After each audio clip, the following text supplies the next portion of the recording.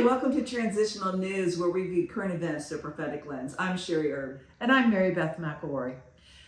Today, we're going to take you further into the interview with Lily Tang Williams. If you've not seen part one, go back, watch part one, and then come all the way into part two. But we're with Lily Tang Williams, and she was in China during the Mao's communist regime. And it was during that time that she went to law school and became a law professor at Fudan University in Shanghai. It was during that time she realized, I cannot come into agreement, Sherry, and alignment with communism. And God truly opened the door that in 1988, she came to America, and she has truly been a firecracker.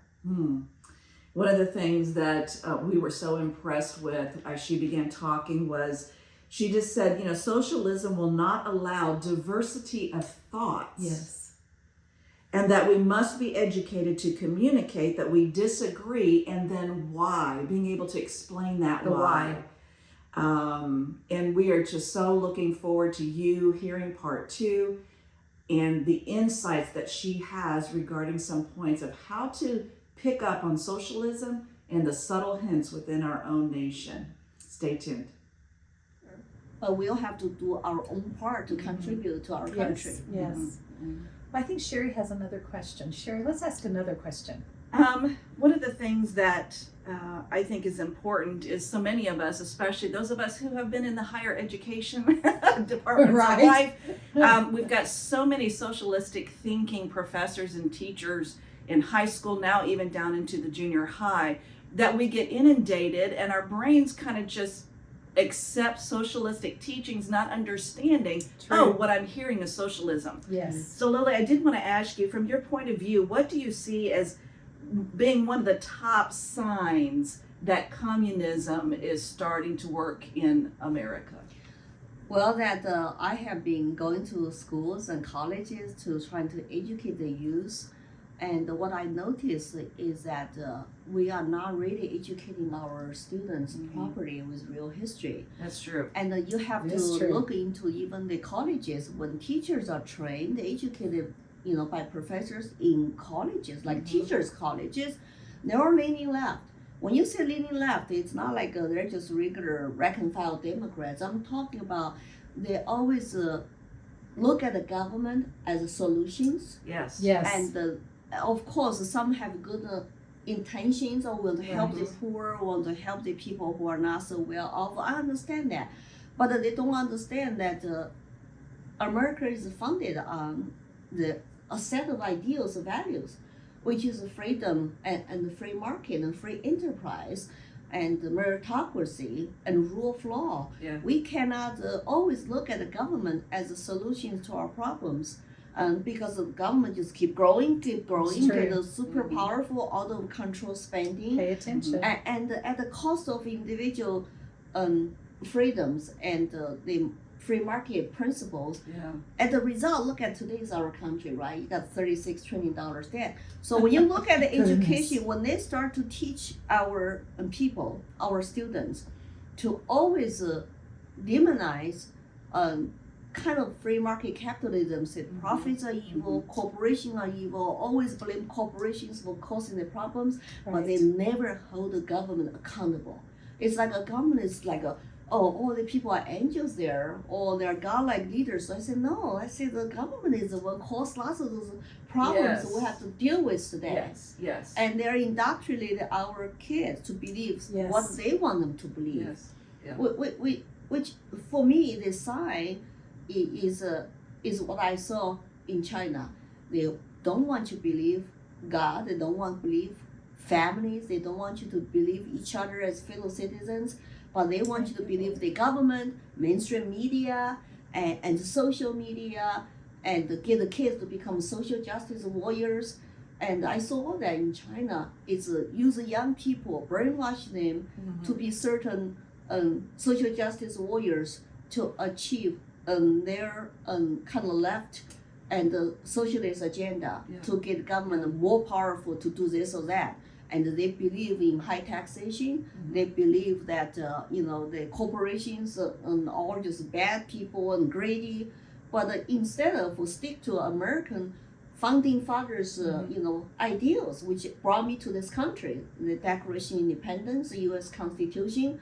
So I think our educational system show lots of those signs. Really is concerning to me. Yeah, I think it's very interesting, right? That it's putting somebody else into a place of authority where you yourself should be having morals and understandings and strategies in your own life, and suddenly saying, I'm going to abdicate my position as a citizen and give it over to this bigger government. And if I don't get my way, I just cry and whine to the bigger government and make others obey what I want or what I need for that day. And it starts with a selfish base inside of each one of us, not understanding. You were put on this earth for individual things, yes, but you're also put in this earth to work together with others who don't think like you, who don't see like you, who don't understand like you. There's a reason why diversity of thought is so important. And communism will not allow diversity of thought. And we're watching that socialistic agenda, even as Lily was speaking, we're watching that going into families. And if you're a family or a college person, and that's your opinion right now, that's where you're being pushed, we want to encourage you. Be like Lily and begin to stand up and not have fear to say, I disagree with this, and here is why. Think through the why so that you can articulate and share that with other people. Anything that you have, Mary Beth, before we go? No, I'm good. I am loving Sherry's exhortation to you, because we are in a time and a season where I do believe that we're called to be courageous, we're called to be bold, we're also called to learn how to respond and not react.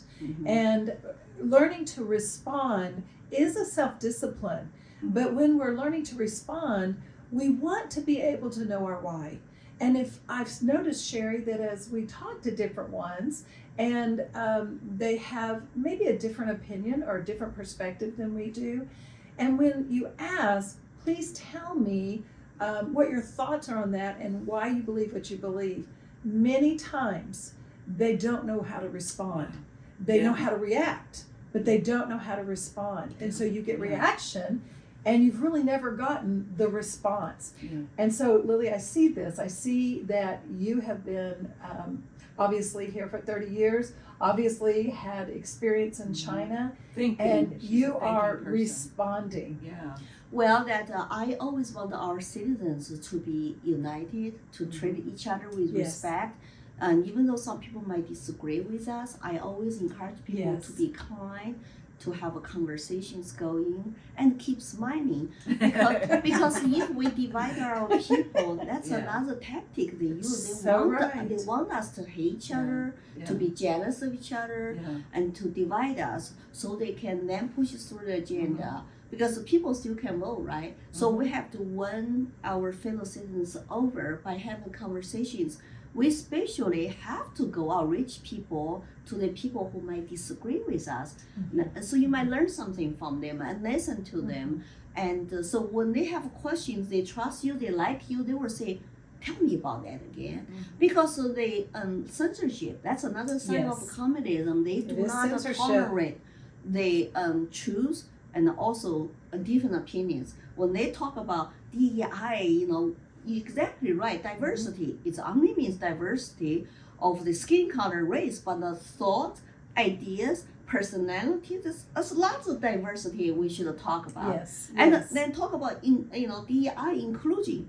But then who is the most not tolerant people? It's the radical left side. They want you to be canceled, to delete your social media account.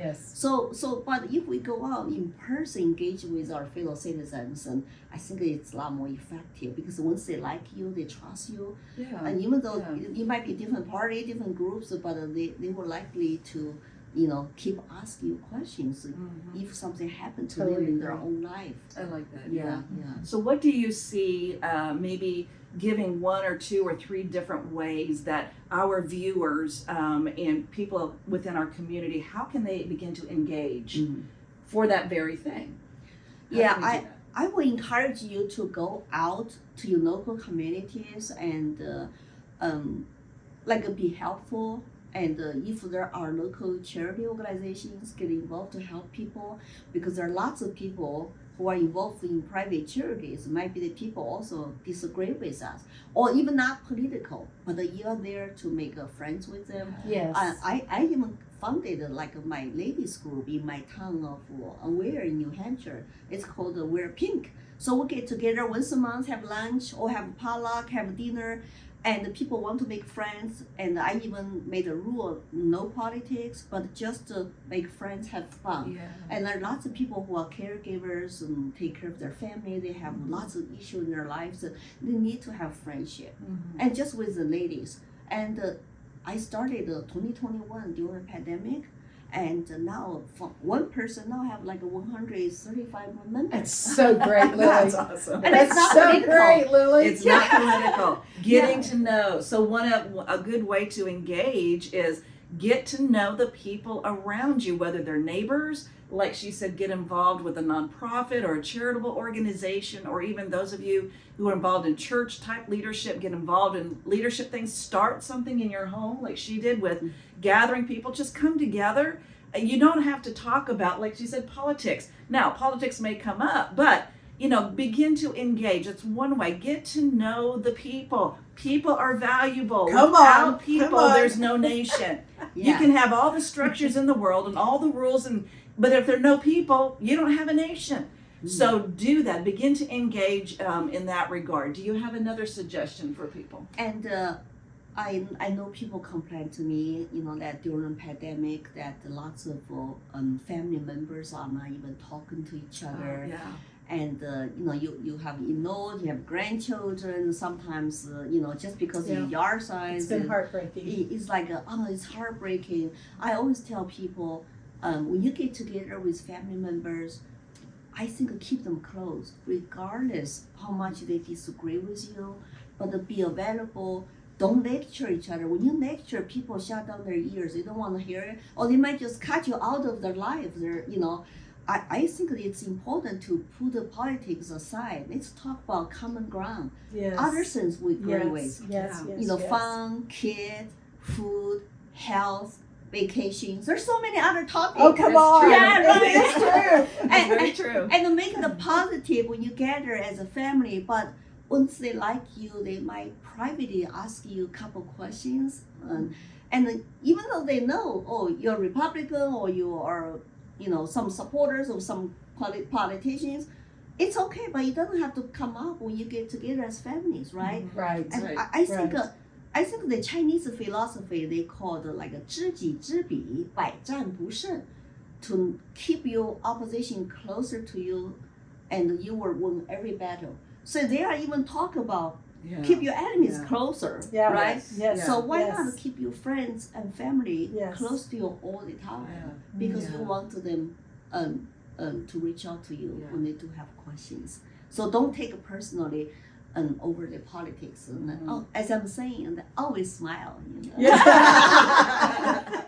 So, keep smiling, honor and respect others, so that together we can come up with solutions to our problems. See you in part 3.